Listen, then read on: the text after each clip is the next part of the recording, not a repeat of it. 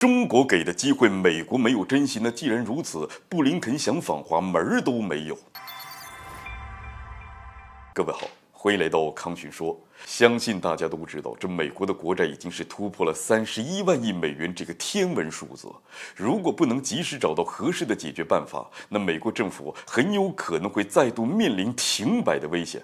面对这种局面，美国财政部长耶伦已经下达了最后通牒，表示必须在6月1号之前提升美债上限，否则的话，后果是难以想象。那由此看来，眼下美国的债务危机，那真的是到了火烧眉毛的地步了。这也是为什么这几个月以来，这拜登政府多次放风称希望与中方进行对话，并且让美国国务卿布林肯以及多名美国高官访华的主要原因。但是，由于美国心口不一，缺乏诚意，所以中方对美方的请求都是已读不回的态度。那不过呢，好在遭到多次拒绝之后，这美国如今也总算是迎来了突如其来的惊喜。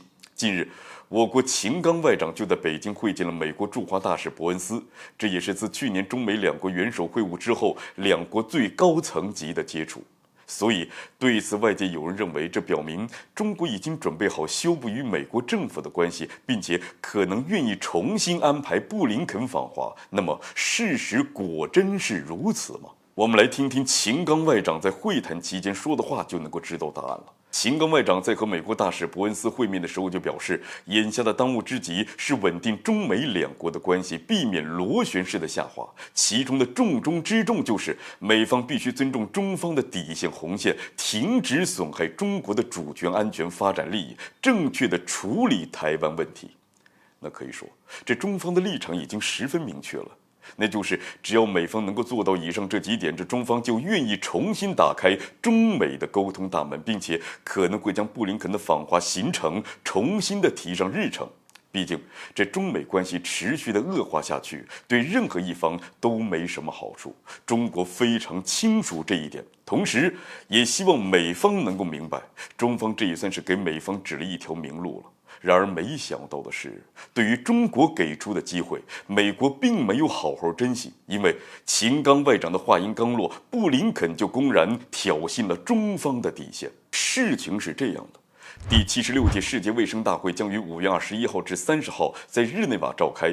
对于台方目前尚未收到邀请函，这布林肯认为此举是不合理的，甚至还公开呼吁台当局应当以观察员的身份参与世界卫生组织大会，并且参与联合国系统。因为这不仅符合美国一个中国政策，也有利于世界公共卫生合作。这简直就是在搞笑，你知道吗？